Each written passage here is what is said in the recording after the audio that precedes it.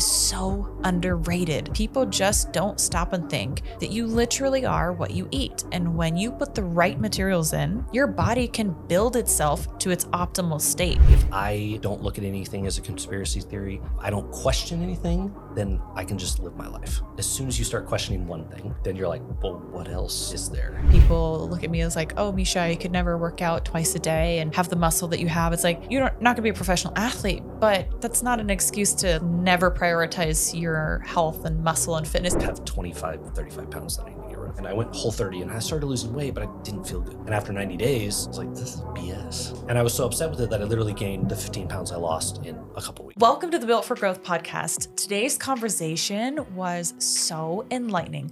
I love it when people are inspired to share their journeys in hopes of helping more people.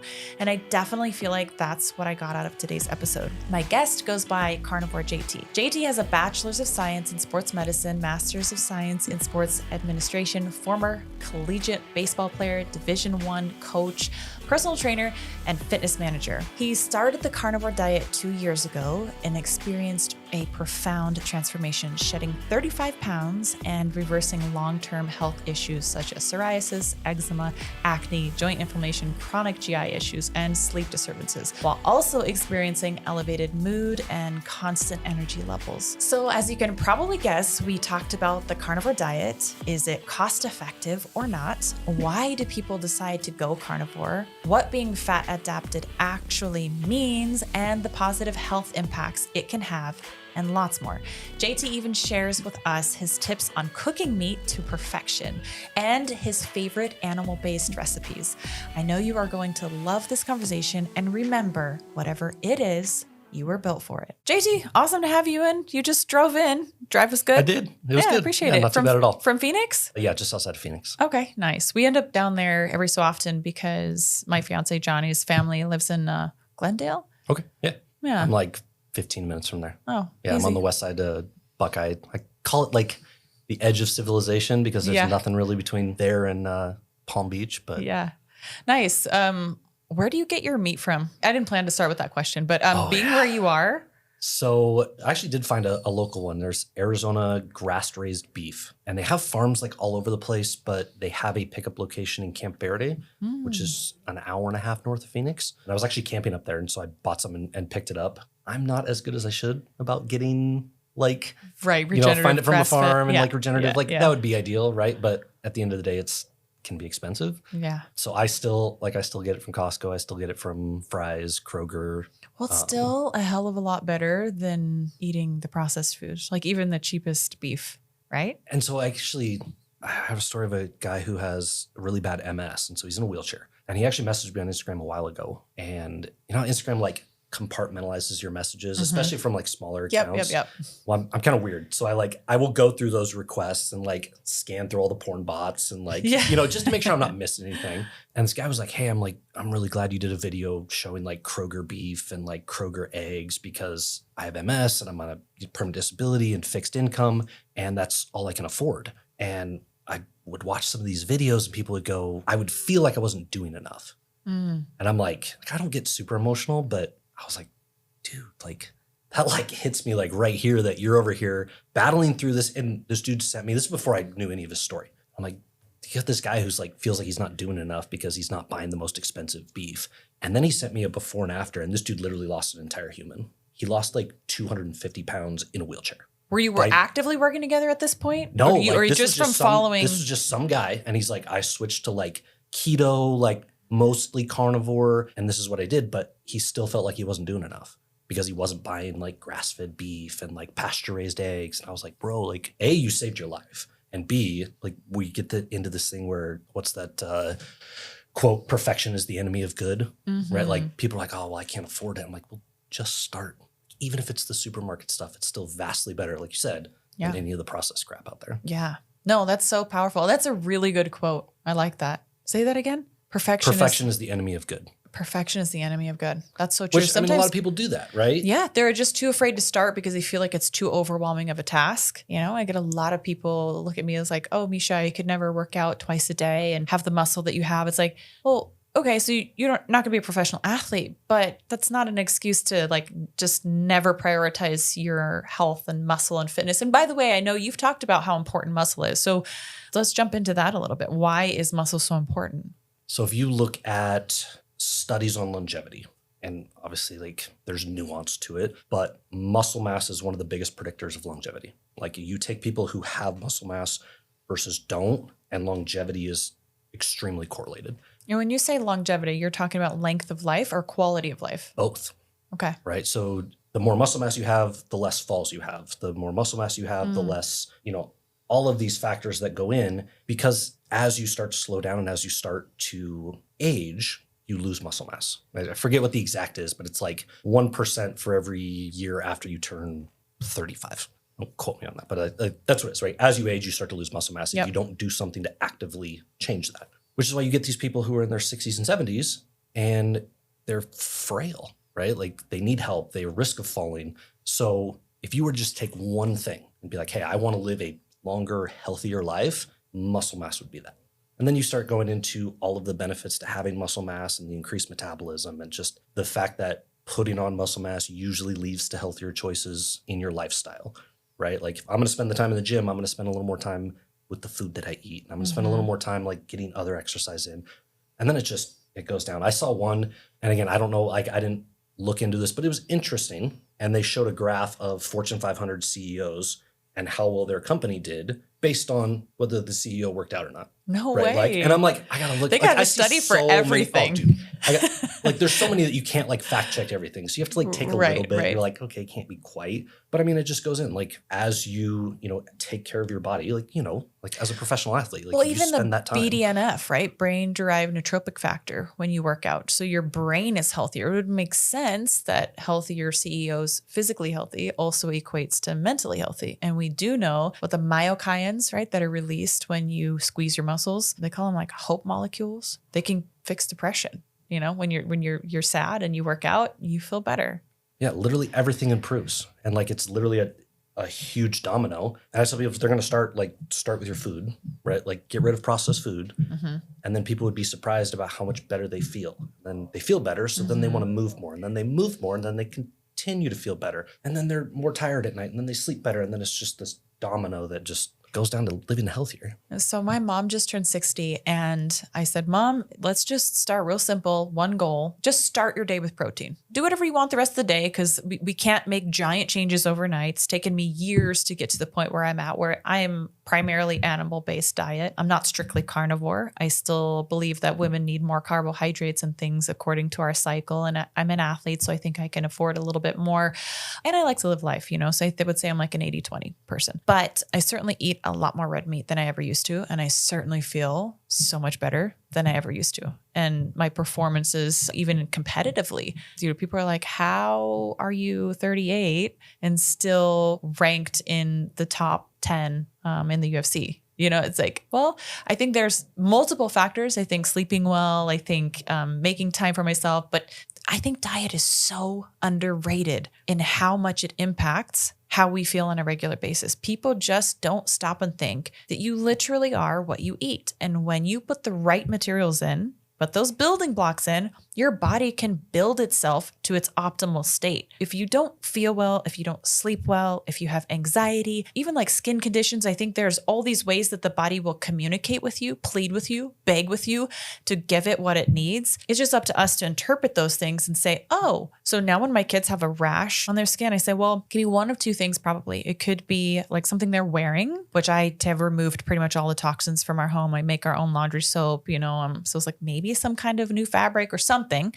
Or, which I think is most likely, it's something in their diet that is starting to irritate them and that there's too much of, or that they're deficient in. But my kids mostly eat meat. I cooked them ground beef for breakfast this morning and eggs and cheese and avocados, and that's great. My kids are 6 and 4. But back to my mom. Mom, just start your breakfast with protein. Have some ground beef, some steak, some eggs, some cheese, some salt. It's delicious. And you're going to start to feel a lot better. She's always feeling so good by the time she leaves Vegas. And then, she goes home and she'll fall off a little bit. But I think she can stay consistent with a small, simple goal. And that would be kind of, I think, where you start. It's like pick one thing and just get started on it. Just find the one thing that you can be consistent about. And even if that's working out, doesn't mean it has to be working out every day, because I don't know very many people who are really great at doing the same thing or something that they've set out every single day. But it could be a goal of like, I want to work out 2 days this week. Just start. That's literally it. Start. And now that people are going more to social media, like it's good for me, right? But now that people are going to social media for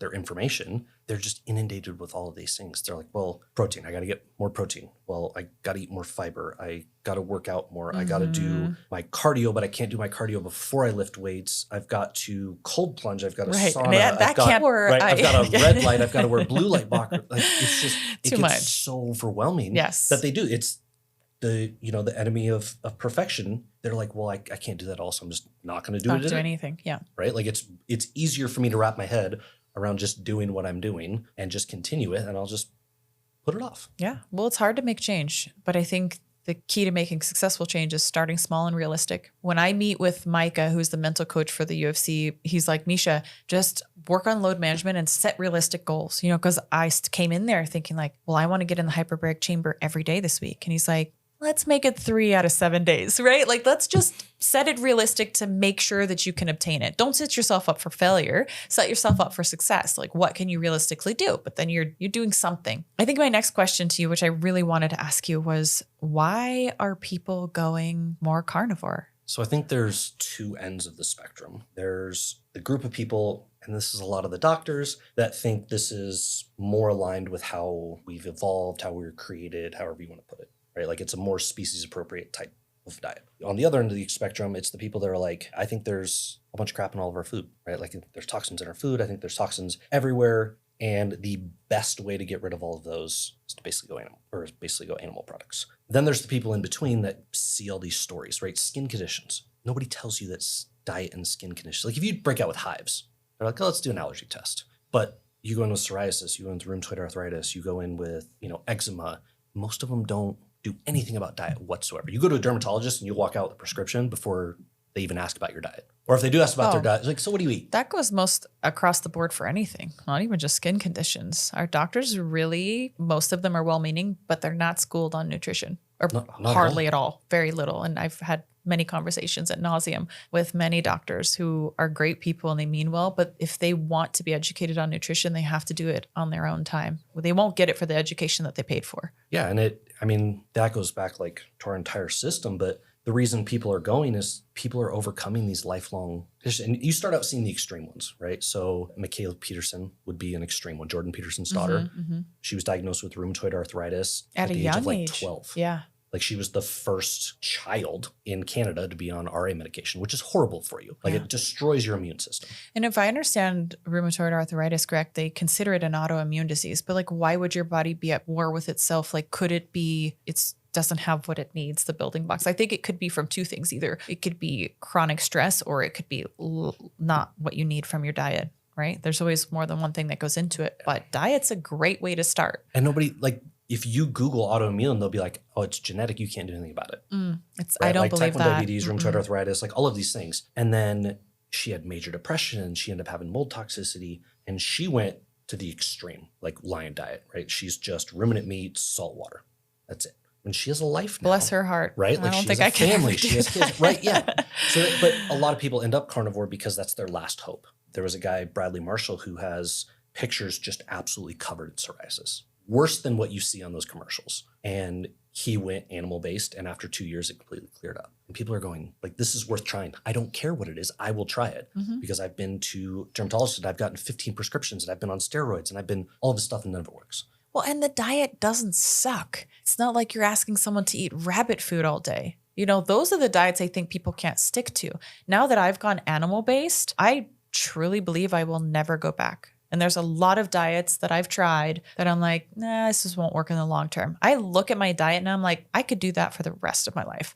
I can wake up every morning, throw steak in a skillet, mix it up with some eggs, throw some cheese, goat cheese, salt, like whatever. And it's so delicious and it's so satiating and filling. And I love it. Just imagine every day you could eat ribeye or burger patties or whatever. And it's so good. It's delicious. I don't think people understand the satiation part. Like in your 20s, what was your diet like in your 20s? I mean, it was all over the place. I thought at 20 that I ate healthy, but it was according to the food pyramid, which I think is, yeah, I can see what you're Right? saying. You're Like I did not, the same yeah, thing. Like yeah. I played college baseball, and I remember, and people say like diet of athletes. I'm like, oh, this is a good one. Do you know that the NFL goes through 80,000 Uncrustables a year? Disgusting. I did actually know that, but it's so gross.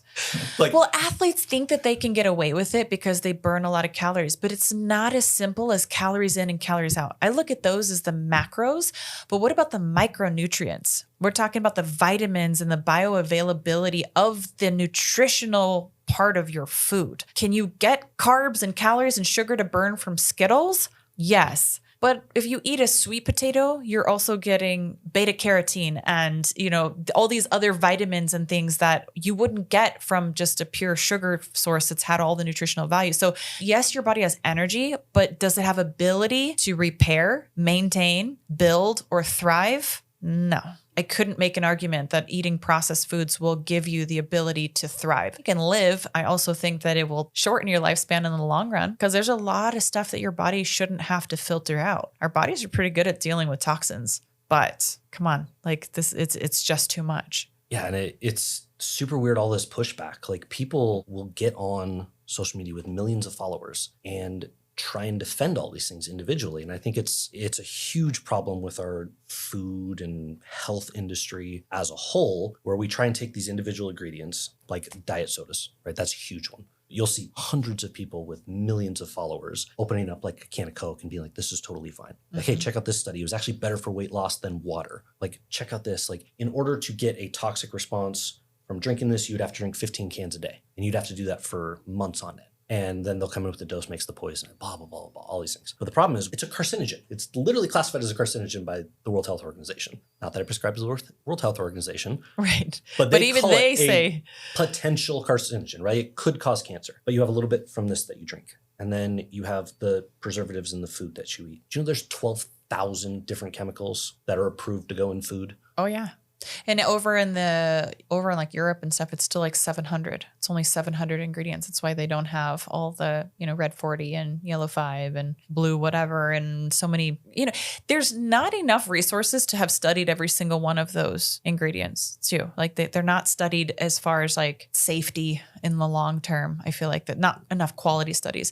That and then studies get skewed and you guys see who pays for them and it gets really complicated to follow that stuff. And so what I always dial it back to, like I don't have a degree like you do to be able to like go through these papers and say like, well, this is a good study or this isn't. I understand it in a basic way, but I just simplify this. Just say, okay, if it's been altered or messed with, it's just logical that it's probably not as good for me, right? I mean, it's just, I don't need a double-blind study to tell me that Skittles are not as healthy as steak. I don't need them to tell me that. I can logically think for myself and say, yeah, this is a processed food. It's been taken from its original form, manufactured, and then a bunch of man-made laboratory chemical versions of these vitamins that are mimicking, the natural form, which a lot of people have aversions to, like B vitamins. If they're not methylated, if they're synthetic, 40% of people do not methylate like folic acid. I'm sure you're probably aware of that, right? It's about 40% of people can't break it down. And so a lot of kids, think about kids that aren't able to break down these chemicals essentially. And you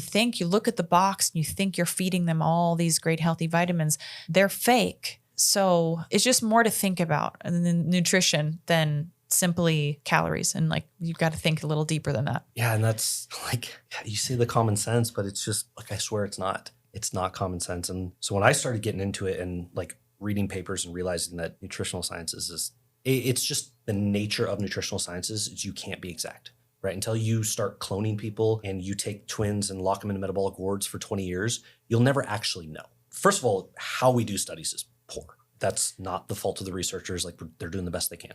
But you have poor data that comes in. And then you have all of these companies that are funding it, right? Like they just came out with a report that pharmaceutical companies not funding the studies, they paid $1 billion in 2 years to the people that peer reviewed the studies, which guess what? You don't have to list in a conflict of interest statement, the conflict for the peer reviews. And then there was a study that came out that industry funded research, specifically to food and beverage, was 4 to 8 times more likely to have a result that financially benefited the people that paid for it. No kidding, right? Like all of the money that's in it, all of the stuff that we have that other countries don't, and all of the health problems that we have, it seems pretty logical, but you have entire groups of people, entire groups of doctors, dietitians, the American Nutrition and Dietetics Association, all of these groups and people that are fighting it and being like, no, it's not that bad. Look, we did this study and you would literally have to eat 2 pounds of glyphosate a day in order to have problems.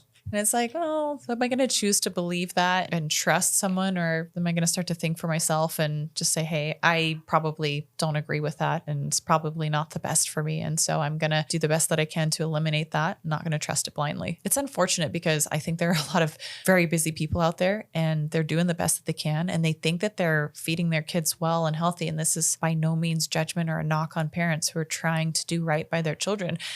This is our best attempt to help you make better decisions. Because I also, when I first had my daughter and even my son, when my pregnancy with my son, I was living in Singapore and the treatment of animals is important to me. If I could be a vegetarian or a vegan, I probably would, because if I could not kill animals and let them have a great life, theoretically, that would be lovely. It's not reality. I don't think we feel well or thrive, as I've already mentioned.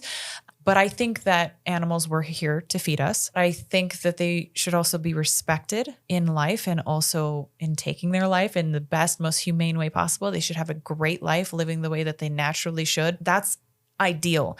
Now, it's really sad to me that that's become outrageously expensive to be able to support the way that it should have been. And it's also very frustrating that there's so much misinformation out there and that, there's like vegan funded documentaries saying that cow farts are the reason why we have climate warming. And I'm just like, come on, they've been around for thousands and thousands of years. Like, what are we talking about right now? They've been a form of sustenance for far longer than your ho-hos and Twinkies and, cereal, for crying out loud. So I always dial it back to kind of the hunter-gatherer time. And I use that as a baseline for judging what we would or wouldn't have eaten. And that's why I'm animal-based and not carnivore-based, because I think that we would have eaten fruit. I think our taste buds developed for a reason to taste that it's sweet and that there's a lot of calories in this. And I also believe in the way that the plant delivers fruit is meant to be desirable and taken and the seeds spread, right? So I think fruit is great. What kills me and makes me sad is, you know who Gary Brecka is? Mm-hmm.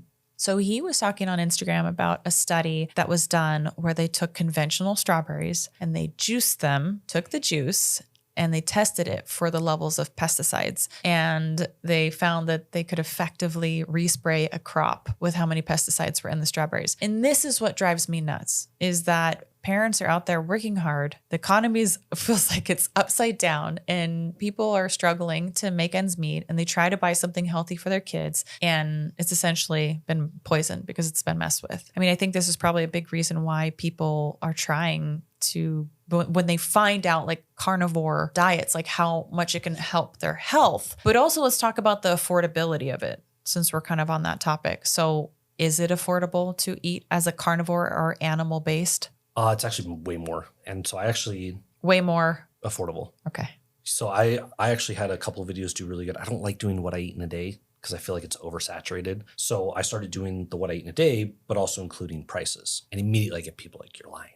Can't eat for that. So yeah, are you going to be able to get grass-fed, organic, regenerative farm? No, right? Like part of also the problem is, we have a problem with our food supply. We have the government that subsidizes big beef, for lack of it sounds so conspiracy, but that's literally what they are. I sure hope that's going to change. I do too, right? So like I'm behind Make America Healthy Again I have children. Like we need to fix our food. Our food is a disaster. So now you're making this unrealistically cheap, right? And now the good to go to my local farmer, which you'd think should be cheaper, right? If you don't have to export this, if you don't have to transport it, you don't have to, you have less, warehouse and storing, all this less overhead, I should be able to get it for cheaper, right? No, it's 4, 5, 6 times more expensive. Should you if you can? Yes. But if we're talking pure affordability, you just have to be conscious, right? Because they go on sale, right? Like I can stock up for $3 a pound ground beef. Mm-hmm. I'm actually going to go buy some more because the grass-fed that I get from a local farm is $6.50 for a week, like a Black Friday thing. You know what? I should highlight, he's a friend of mine. I would say consider a friend now, but Lazy J Meats. He is up in Utah. Okay. Yeah. So we end up driving from Vegas up to Boise every once in a while because that's where Johnny's from. And when we pass through there, we'll stop and get meat. But I'm actually buying my next half of a cow from them. And it's $5.25 a pound for grass-fed, grass-finished. And it's like $4.15 or something for, I don't remember exactly, but it's really reasonably priced. But part of the reason why his is more reasonably priced is because they grow their own, like the tall grass, alfalfa, like hay. They grow that for the cows too. And we went and personally visited his farm. So, I mean, ranch, I guess you would call it. And saw the butcher, like the kids got to walk around in the meat locker and like see how, I was like, but this is how it should be. Like these animals are happy. They're with their babies. Like it was so cool to see. But anyways, maybe I don't know if they're shipping yet. So, but that's good. If you do that, let's say you eat 2 pounds a day, you're eating for $10. Like maybe you add some fruit in and other stuff, but the average American spends $22 a day on food. I didn't know that. Which you think is, a lot of people are eating out, huh? Yeah. So I actually did one. I was like, I did a Culver's burger. I was like, this Culver's burger is $10, or you can eat for an entire day for $10. People are like, no, you can't do that. Like, yes, you can. Why not?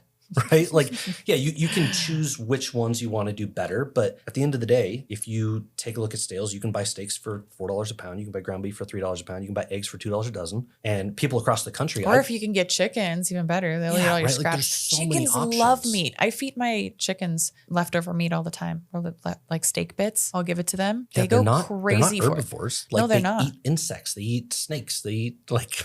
Yeah. I'll literally sometimes I'll put like, I've tested this before, like salad or something like that. And then you sprinkle the steak. They go nuts for the steak. I mean, they'll eat salad or whatever too, but no, it is the meat. It's so wild to me, but yeah, they love meat. The people that do the vegetarian or the vegan for their dogs. And they're like, that's watch terrible. My dog. And I'm like, well, first of all, your dog's not a vegan. Like, no, stop. Like, that's they're eating because they have to survive. And that's kind of what's cool about our bodies and why people can survive on vegan diets and vegetarian diets is because our bodies are so good at pulling nutrients out of whatever it is that we have to survive. But if we're talking about the difference between surviving and thriving, in my humble opinion and the research that I've done and the people that I've talked to, you will absolutely maximize the quality of your life through eating meat and particularly red meat. Let's talk about that a little bit, the bioavailability and the difference between maybe plants versus meat and what that means. Like, why does meat give us more nutrients than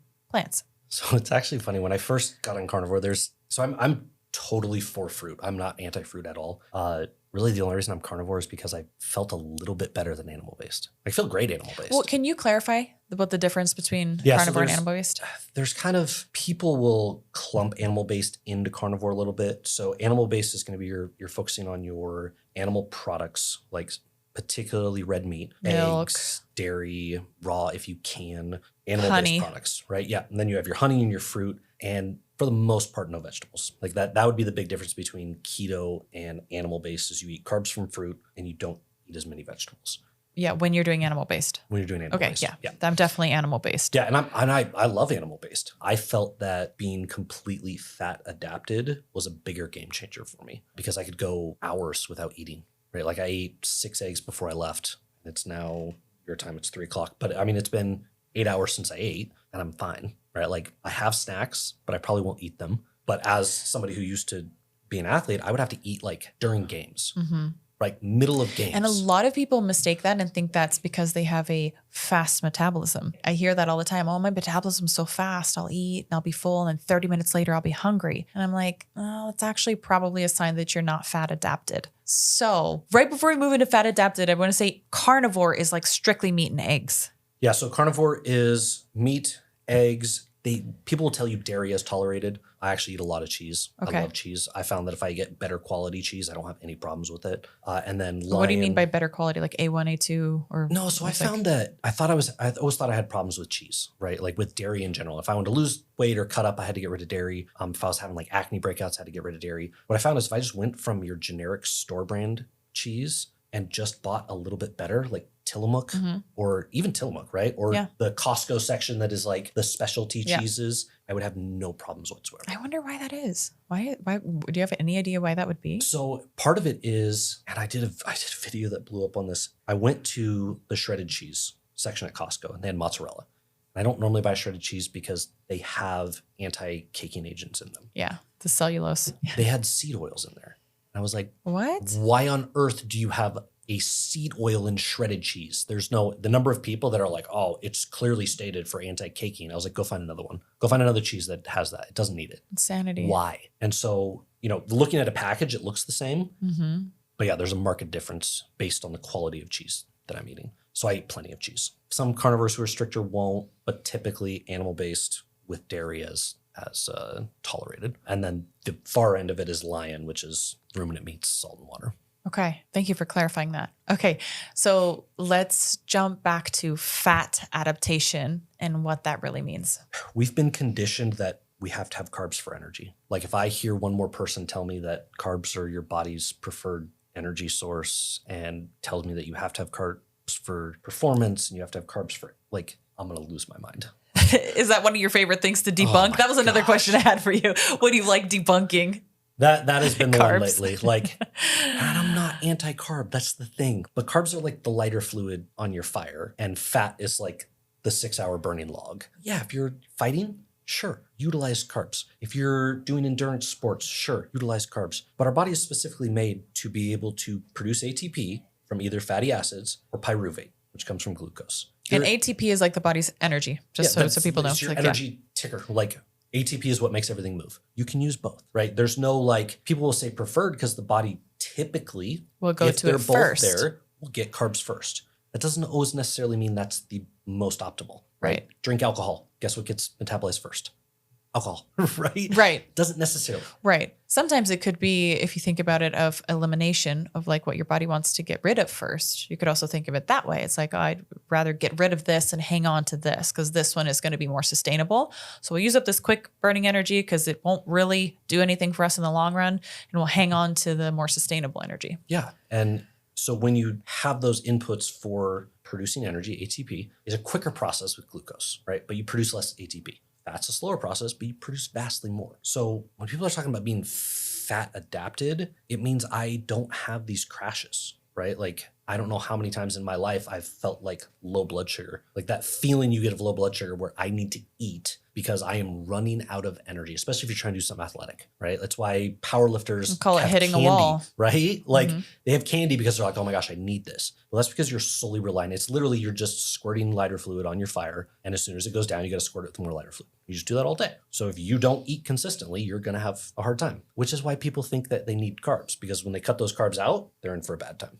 right? You usually run into some type of withdrawal type. Right. issues. What was it like for you when you first cut carbs? I've had plenty of experiences because I've cycled on and cycled off of carbs. So I know all about it. Like, so I had the experience of doing it when I was doing like amateur bodybuilding, where I would inherently go low carb and it was miserable, right? Like you're just lethargic and you don't like cutting weight, right? Yeah. Sometimes you get headaches or brain fog. Yeah. And you're just like, this sucks. Like, all I want to do is eat. Because I actually went animal-based for the first year and I wasn't eating very many carbs. Like I was maybe 50 to 100 grams of carbs a day. When I went full carnivore, it was not a problem at all. But the difference was, like I illustrated with having eaten, so I went to get my sleeve done and he's like, all right, prepare for 8 hours. And like the athlete competitor in me went, oh my God, what am I going to do for food? Like that was literally the first thing I thought. In 8 hours, I'm going to need to eat at least twice. What am I going to bring, right? Like what snacks am I going to have? What am I going to eat? And I was like, wait a minute, I'm not worry about it. So I had an appointment before. So I literally ate a big breakfast and then came home 10 hours later and ate and was totally fine. Okay. So, and that was after you went animal-based or carnivore? Carnivore. Oh, okay. So let's highlight a little bit more what happens once you get fat adapted. What does your body metabolically do and why do you not have those same symptoms? So you have a couple. One is you shift from relying on glucose to relying on fatty acids. One, because they don't get burnt up as quickly, you have a higher level of circulating fatty acids, which produce more ATP, which is able to sustain you longer. Because glucose, basically you eat it, if you're active, right? You eat it, it gets into your blood, it gets burnt, you produce energy, it's done, right? You have to continually give yourself. Because the fat's a little bit slower, you have a higher circulating fatty acids. You also go into, this is varying levels, but states of ketosis, where you are now producing ketones as a fuel source as well. This is why I think we were never meant to have this many carbs. It's because we have these systems in place, right? If I go, let's say it's the winter and we didn't store food very well, right? Like prior to the agricultural revolution, like you didn't keep food for 9 months on your shelf. You harvested it and you ate it, and then you went the winter. Or you fermented it, which is also another thing I feel like is missing from our diet, is like the good gut health. And we don't really have fermented foods anymore because we have refrigerators. And if everything gets old, we just throw it away. People have lost the tradition of fermentation, which has been a really fun hobby of mine. I've kind of picked up. I haven't fermented meats or fish or anything. I feel like I want to get a little better, make sure I'm not going to kill anybody. But I have fermented like fruit in water. So you just like literally submerge the fruit underwater. You just make sure that no air touches it. And the air is what makes it rotten, and basically lack of oxygen is what makes it fermented. And I give that juice to my kids all the time, put a little bit of honey in there, but it's basically just honey, fruit, water, and leave it for, depends how warm it is outside, sometimes 3 days, sometimes 6 days. Then I'll eat the fermented pineapples or whatever fruit that I have in there. And it's so delicious. But anyways, I digress. Back to your story. Yeah. So the best example of being fat adapted is there was a guy who actually interviewed on my podcast of Australia, I believe he is. He was keto before he went full carnivore. He ran 5 marathons in 5 days, completely fasted. Whoa. Now they were slow, right? But he wasn't a high level. He wanted to show that being fat adapted essentially gives you unlimited energy. Right now, I always have to caveat, because anytime I say anything, people come in and go, but this. Now, if you are doing a fast pace close to your VO2 max, you're going to run out of glucose and glycogen stores, and it's going to be a little bit different story. But basically anything that's 50% of VO2 max and below, you have almost endless energy if you're fat adapted. You don't rely on carbs. You don't need to eat. And that's what he went out to prove. And the dude ran 5 marathons in 5 days without eating any food. That's insanity. And anybody who eats carbs will be like, well, you can't do that. You can't run a marathon fasted. No. You barely get through an extremely anaerobic you workout have for an hour. Gel packets, right? Yep. Like you have people meeting up with you and you're doing that. That is the easiest way to show the difference between being completely fat adapted. Now, is that optimal for performance in every scenario? No. I do think that we are meant to be able to use all of them, right? Like kind of said, like you have these periods where you don't have readily available carbs. So you rely on fats, you rely on ketones. There's only a couple processes in the body that require glucose. One of them is your brain, but your brain can get over 50% of its energy from ketones. So you have that, and then you have glucose when it's available, and it's designed to work, which is why I think animal-based is great. But I think people also run into problems with the way fruit is grown today. The fact that fructose levels are just so much higher than we basically bioengineer them to be bigger, sweeter, higher fructose content. Oh my gosh, it's so frustrating. I feel like I'm in a batting cage sometimes, and the things that shoot the balls at you are like surrounding me, and this is my life trying to keep my children healthy. It's frustrating. It's so hard. And then you have these companies that target children. Right? I get we're capitalistic. Like I'm all for capitalism. I hate it. But you have these companies that are making, like I actually did a little research on it. So the pharmaceutical industry and food and beverage, right? The two that need to be blown up, which is why everybody's so happy about making America healthy, right? Because we need to blow it up. Pharmaceutical by 2030 will be $1 trillion industry. Food and beverage already is $1 trillion industry, and it'll be 1.5 by 2030. Just those two industries, if you put them on the list of countries by GDP, would be 8th in the world. So you're like, just two of our industries that are arguably responsible for making us sick. Like we're not healthy. We have the 60th life expectancy in the world. Yeah. What? Like how does GDP and like socioeconomic status and life expectancy go hand in hand? In almost every instance, the only other instances in the world are South Africa and Russia. And in South Africa, you have a whole nother problem. And in Russia, you have a whole nother problem. We're number 1 in GDP and 60th in life expectancy. That's a problem. We have these massive industries that make massive amounts of money, and we die way early. We died 4 years earlier than Canada. Like, what? I'm just over here shaking my head because I know. And like, once you see it, you can't unsee it. So this is your warning. Maybe I should have put this out in the beginning of the show. Once you know this, it gets really hard to continue to make poor choices in food, but it makes it so much easier to make healthier choices in food, because knowledge is power, and so is feeding your brain, so is feeding your body. And I think people just don't stop and realize, and we have a lot of blind trust, I think, in America, that whatever's sold in a store is food. They wouldn't do that to us. Right. They wouldn't do that. That wouldn't be allowed. That would be illegal. And I'm like, I think Skittles is one of the worst things that you could put in your body. Just like all the They're colors. actually, I saw a Callie Means, his sister. Casey Means. Casey Means, yeah. Mm-hmm. I don't remember what metric they used, but she said Skittles is the absolute worst food on the planet. Yep. And it's like just in stores and checkout line. I mean, they don't just prey on children. I mean, that's sad and disgusting alone, because going grocery shopping with my kids is so hard. Because at cart level. Exactly. All the kids stuff is right at cart level. And the candies and things that are just out. And I'm like, there's just no nutritional value to this. It's empty calories and it has no purpose in our life other than to make us gain weight, because it's a massive amount of calories. And the only time you would want to eat a massive amount of calories is if you're trying to put on size or you've got to burn a lot of energy. Even with those arguments, even if you're an athlete and you're like, well, I can eat sugar. It's like, but is that the best thing you could put in your body? What if you could take all those calories and put it into something that's going to fuel your performance and your longevity? How long do you want to be good at what you do? How long do you want to have your brain work for you? They're starting to call Alzheimer's and dementia. I think it's like type 3 diabetes. Yeah. Yeah. The sugar thing is insane to me, how people will defend sugar. And I think a lot of it is people don't want to go down the road. Right? If I don't look at anything as a conspiracy theory, I don't research anything, if I don't question anything, then I can just live my life, right? But as soon as you start questioning one thing, then you're like, well, what else is there? And that's honestly how I got started. Is I never really was like conspiracy. I was like, I started carnivore because I felt better. I lost weight. I had more energy. I got rid of psoriasis and eczema and like all of these things. And I'm like, I think people should know about it. And then I started finding some studies and I'm like, okay, seems a little weird. Like, so the one study that I found was the European Atherosclerosis Society had a consensus panel. And this study has been cited. They actually have stats on this, which is pretty cool.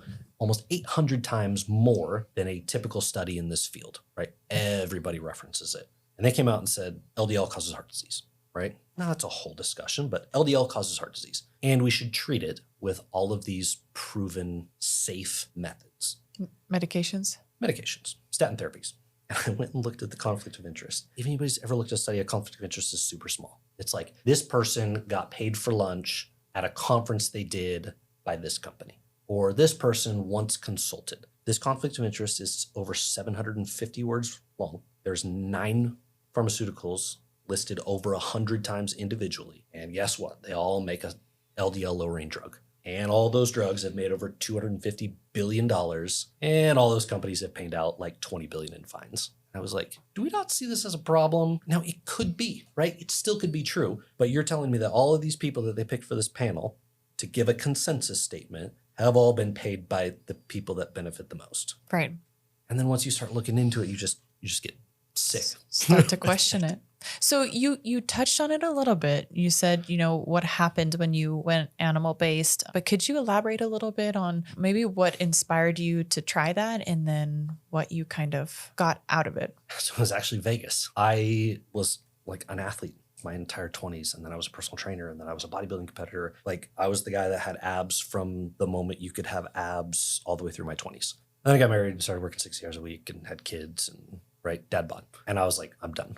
So when we moved down here, I started like Whole30, which is... You were in Vegas? You lived in Vegas? Arizona. Oh, okay. I call Vegas and Arizona the same thing. Okay. When we moved to Arizona. Well, almost the same thing. In the summertime, it's pretty close. Right. A few degrees difference. When we moved, I was like, all right, I'm gonna lose this. I have 35 pounds that I need to get rid of. And I went Whole30. And Whole30, for anybody who doesn't know, is basically no processed foods, right? Like you prioritize lean meats, vegetables, fruits, anything that you can make that's not processed, that doesn't come out of a package, fair game.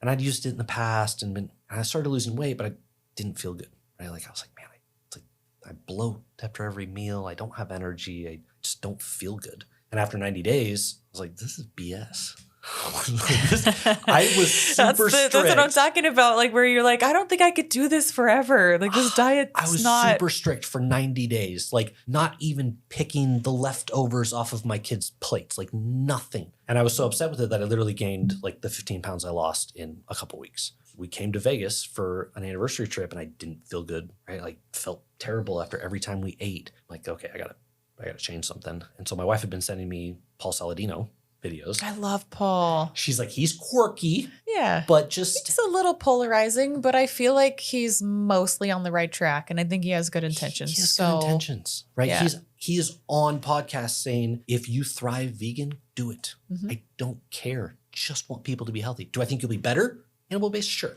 And like physiologically and conceptually, I could get behind it. Like, okay, so I don't have to eat vegetables. I don't like them anyway. I feel terrible after I eat them. Yeah. I can eat fruit and I can eat fatty red meat. Like I don't have to eat 99.1 ground turkey. And I instantly felt better. And then I had more energy. And so I started working out more. And then I lost 35 pounds in 3 months. Like I have chronic joint issues. I had 4 surgeries by the time I was 21. Part of my acromion carved out in my shoulder. My ulnar nerve has been moved out of my funny bone, both meniscus in my knees. And so I've had chronic joint problems that I've had to deal with. Like, you're like athlete life, whatever. Like wear and tear, or do you think inflammation? So part of it is inflammation. So my acromions are what are called type 3 acromions. So your acromion is the piece of your shoulder blade that comes up over and protects this tendon right here. Okay. And in overhead athletes, it's common to get impingement with it because you're basically taking your tendon and slamming it up into that acromion, which is supposed to protect it. Most acromions are like this. Gives you a nice curve area underneath okay. for that tendon to operate. Mine are like this. So more arch. Yeah, because of that. And shorter? You have type 1. It's just the shape of it. So it's a skinny little bone that comes over the top. And it's supposed to be just nice and smooth like this. That's a type 1. Type 2 is a little curved. Type 3 is the sharp, like jagged edge, essentially. Most people, it's not a problem. Overhead athletes, it's a major problem. So I had surgery done on my right one where they basically go in and they just carve it out. And it was great. But I still have it on my left one. But I never found a reason. I don't throw left-handed. I played baseball, so I didn't throw left-handed. The only time it bothered me was lifting weights, overhead, bench press, that kind of stuff. I just dealt with it my whole life. But yeah, it's a chronic inflammation. Going animal-based, that started to go away. I was like, tell me I can bench press. I haven't been able to bench press since I was like 16 years old. Like I have a terrible bench press. Like, because anytime I bench press, it was like, I'm going to power through it for this day. It's going to hurt like hell. And I'm going to deal with it for the next week. But if I want to bench press, that's what I got to do. And so it started to feel better. And then my knees didn't hurt all the time. It's like, okay, I can handle that. And then my back didn't hurt as much. And I just like felt better. Like I moved better. I got out of bed easier. I didn't have the grogginess when you wake up, like, hold on, I need my coffee. I wasn't falling asleep at 3:00 in the afternoon. And I was like, man, this is weird. Like I've done a lot of diets in my life and I have never felt better doing one. Right? Like you always feel worse, but you're like, it's okay. The results are going to be worth it. Right, They're going to be worth it, right? Like I can eat that cheeseburger at the usually end. People think of diet as like such a sacrifice. Like, oh, they dread the diet. I'm like, this is not a diet you have to dread. I'm talking, you could have ribeye with butter on it and melted cheese and, maybe some fruit or not for that meal, eggs. Like it's so good. Yeah. And I never get tired of it ever. And so then I've done experiments where I add stuff back in, or I did one where I went back to a standard American diet, and the difference, like I could never do that again. Go back. I still feel better without carbs. I handle carbs fine. I'm not anti-carb, but I found that I'm just a little bit better, like more of a strict carnivore. Like why wouldn't I do that? Like you mentioned, it's your body telling you something's wrong. So when I have GI issues clear up, when I have skin issues clear up, when I have chronic inflammation clear up, when I have acne clear up. I started male pattern baldness when I was 25 years old and it like stopped. Like I still shave my head. I get that all the time. Carnivore make your hair fall out? Shave my head like it's 120 in the summer. Like it gets hot, okay? But all of these things, I'm like, you can't tell me that's not my body saying, yeah, keep doing that. Just keep doing that. Mm-hmm. Oh, I completely agree. I share that sentiment very much. And I think that's been a big secret to my longevity and athletic performance later in my career. It's not very often, that you see athletes still competing at a high level past their mid-30s.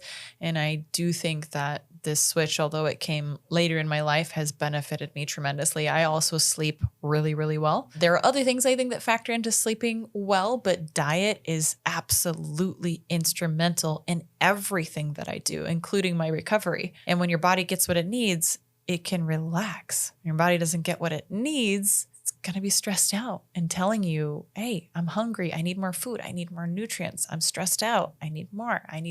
We're not optimal. And as you mentioned, I think the body has a lot of ways of communicating that people just aren't speaking the language or picking up what the body's putting down. Or you think you feel good. Yeah, right? Like, or you don't remember what 20s, feeling good feels like because it's been a slow decline. I'm like, I feel good. Like, I feel good. No, I didn't feel good. People accept aging as just, well, that's just part of getting old. You know, my hips, my back, this can't work out. You know, these things get hard and challenging and forgetting things. Maybe it's a sign that your body's had to finally go way too long without what it needed to stay optimal. So yeah, I can't get away with stuff. Like in your 20s, you can get away with anything. Like I remember I wasn't superstitious. What's the office one? A little stitious. I ate McDonald's. I woke up late, whatever it was. I ate McDonald's before a game and I played well. I was like, I'm going to do that before every game. Right? Before every game. And so like in my 20s, I'm eating McDonald's before every single game. And I didn't see a problem with that at all. And I thought I felt fine. And now I'm like, how much better could you have been? Like, and I have a sports medicine degree. When you're young, let's preface this, your body's just better at cell turnover and also better at getting toxins out. And just because you have youth on your side, you can manage those things better. I think what you said was really important. People will mistake that as like, oh, I feel great. It's like, you'd probably feel better still if you were eating something that was more beneficial for your body. Period. End of story.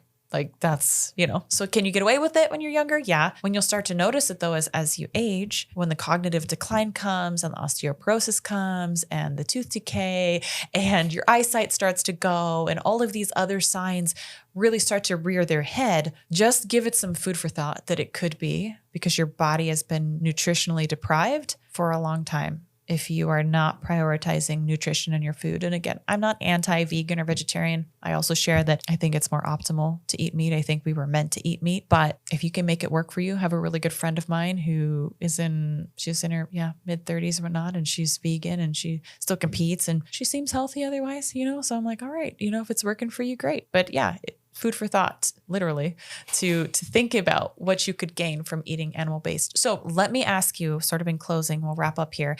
You have a cookbook. It's a digital cookbook. Mm-hmm. What's the name of it? The Carnivorous Cookbook. Okay. So I, for the longest time, could not cook a good steak. I know we were talking about this on our phone call before this, and I just didn't know how to cook meat well. So is there any little piece of advice for making steak great? And also, or do's and don'ts, anything you want to throw in there. Maybe one animal-based recipe that is a substitute for something that people maybe, if I could speak, maybe miss when they are giving up. And I think a lot of people, I don't want people to look at this diet as though you are giving up. You are putting something else in place that's going to optimize. And so get excited about that change. Don't look at it as like, oh, I've got to deprive myself. And I promise once you start to feel like what you said, and I didn't even really elaborate on the changes for me, but I share the sentiment and I've had similar experiences. When you feel that, it will naturally make that decision easier. The more that you know about this, it will naturally make that decision easier. And then you're going to be like, I'm so proud of myself and I feel so great that this has become easy and normal and it doesn't feel like a sacrifice. I think that's the beautiful thing about this diet. When you're sitting down and you're eating a beautiful fatty piece of meat and, cheese and milk and, even let's say some potatoes with sour cream and butter, eating that, you don't feel like, like eating at a 5-star steak restaurant in your house. And it's like, this is awesome. I could do this forever. Yeah. So share with us some do's and don'ts about cooking meat, and then maybe like a popular recipe that people are like, this is so nice to have a healthy animal-based version of something that it would have felt like I missed otherwise. So the most important thing, so this is for me, like this is my personal preference, is the crust on a steak, which I think is the biggest thing that people will notice when going out to a nicer restaurant. They're like, they have this nice crust, and it's also not black in the middle. They're like, every time I try and cook a good crust, like it's overdone, and I cook it all the way or through. I don't get the crust. Now, the two reasons they're able to do that is they probably have a grill that goes up to 1,500 degrees, and it literally just slides in and it goes right up under infrared heat. You can get that at home, but you don't necessarily need to. The biggest trick that I have found for me was a process called dry brining. So most people have heard brining in terms of like turkeys. You get the turkey bag, you put in the chicken stock and the herbs and the spices and all of that. That would be a wet brine, right? Like I'm actively essentially marinating it in. A dry brine, super simple. You literally are taking a steak, salting it heavily, more so than you would normal, and you're going to put it on like wire racks in the fridge, completely open. Basically what it does is the salt helps draw moisture out. The steak then reabsorbs any of that steak juice, for lack of a more scientific term, back into the steak so it stays juicy, but then the outside will dry. Moisture is the number one killer of crust, right? So if I can get that steak to stay juicy, but dry out on the outside, now when I go put it in a piping hot hand, I'm going to get a much better crust in a lot shorter amount of time. Okay, so how long do you leave it in the fridge brining for? I try to get at least 24 hours. I honestly use it as my way to stop meat from going bad. Oh yeah, because right? it's curing. And I swear in it's Arizona, a preservative, but healthy. In Arizona, it's way worse. Like my meat goes bad way faster. I don't know if there's anything actually to it, but I feel that way. Well, just hotter. Yeah, I mean, heat makes things decay faster. So basically, I will try to get as many steaks on there as I can, and then I'll just grab them as I go. Right? Like I like to do roasts with it too. Oh, okay. But so I'll get it set up, give myself at least a day in advance, and then I'll grab one and that one's been there for 24 hours. And then I'll grab the one the next day and that one's been there for 48 hours. Then I'll grab the next one that's been there for 72 hours. What's the difference between the 24-hour and the 72-hour? So I actually did a video with it. There's a decent difference. Once you hit 48 hours, you kind of like don't really gain anything. You can get some roasts where they start to get like so dried out that you have ends that kind of have a blackish color, which is still totally fine. But after 48 hours, it seems to end the benefit. 24 is better than none and 48 is better than 24. It just requires a little more advanced planning. But yeah, then I just take that and go depending on the thickness. And then when you pull it out, do you kind of pat the top don't or need bottom? to. You don't need to. Okay. So are they uncovered? Yep. Okay. Yeah, so you basically put it on like a cookie sheet on a baking pan. It's like the cookie sheet's important so you have a little bit of that airflow underneath. Okay. And what you'll find is it comes out and it'll probably turn a little bit of a darker color, right? Like it's drying out, right? It's like you're on your way to jerky. I always thought that was a bad thing. I'm so excited to try this because I would always think like, oh, it's drying out. It's, ruining it. Yeah, so if it's like in the store, you'll get like that oxidized, like brownish color. It's not going to turn brown. It turns like a cherry red, like a dark cherry red. Yeah, and that's I know what you're talking. Okay, that's so cool. Because that's what restaurants do. Like restaurants do dry aged, and then you get it really hot and you just sear it on either side. I like my steaks rare. I will sacrifice the doneness a little bit to get a better crust. So I'm anywhere from blue rare, it's still mooing, to medium. But it works super good for thicker cuts like roasts. You get a good chuck roast that has good marbling in it. You can cook it like a steak. You can get a really good sear. Do you cook in a cast iron pan? Most of the time, because then I can transfer it straight to the oven. Okay. Right? So if it's thicker, I'm going to need a little bit longer for it to break down some of those muscle fibers. So I can sear the heck out of it, get the best sear ever, pop a meat thermometer in, put it in at 250 degrees in the oven, and then just wait until it's at the temperature I want. Beautiful. And then that way you'll get, whether you want rare, medium. Okay, what about like people probably miss sauces and things like that? Or I don't know, what were you going to say else from the cookbook that's like a popular animal based? Sauces are a big one, right? Probably one of my more popular ones is I did a nachos with pork rinds. Pork rinds, you have to be a little bit careful, but you can find brands that are pork rinds cooked in pork fat, that's full on carnivore. That's what I always look for, just like pork rinds and salt. That's the only two ingredients I want in my pork rinds. Making a cheese sauce can be pretty easy without any much of the extra garbage. And then that one I just topped it with like peppers and tomatoes. I gotta get a good cheese sauce because my kids always want cheese sauce, but they're not like big cheddar cheese fans, so they like a little bit more mild cheese. But then I struggle to like make it saucy because like the fake stuff, the powder, and you mix it in water, milk, and like I'm just literally, it's like pulling my heart out of my chest as I like feed this to my kids because sometimes they're like, can we please have, and it's like I'll get the organic macaroni and cheese, and I'm just like still forehead palming myself, but I'm just trying to remember that, what was it? Yes. Perfection is, what was the quote again? Perfection's the enemy of good. There we go. Like, okay, you can't be a perfectionist. Exactly. Your kids still got to feel like kids. So I try to find the balance in it, but I would make my day if I could make a cheesy sauce that I'll send you the cookbook. So the biggest difference is it's not going to hold at different temperatures, right? So as it starts to cool down, it'll start to clump a little bit. And if it's too hot, it'll be a little runnier because you don't have like a roe in it. So like that, you can make Alfredo sauces. There's actually a ton of sauces that you can make that are like basically just cream and cheese. I'm all about it. Cream, milk, cheese, butter. Yeah. And that's like most of it. And if you want to like put some seasonings in it, totally fine. If you are more animal based, like you can make your own marinade, your own red sauce, salsas. Like this is all in the book. I have the Alfredo one. I don't have the red sauce in it because most of it's not animal based. Okay. Like there's some like animal based touches to it because at the time I wasn't fully carnivore, and I think it's okay for people to like a carnivore can have a fruit every once in a while, or like right. you know, it's not going to be the end of the world. There are some people. Let's be sensible. There are some people where like they have bad reactions to it, and I'm not going to discount them. Yeah. But yeah, so. Okay. Well, what else? Where can people find you? What else? Is there anything else that you would want people to know, or anything you want to promote before we close up? I would just tell people just to start, right? Like, and I don't tell people to just go full carnivore, like just get rid of processed foods.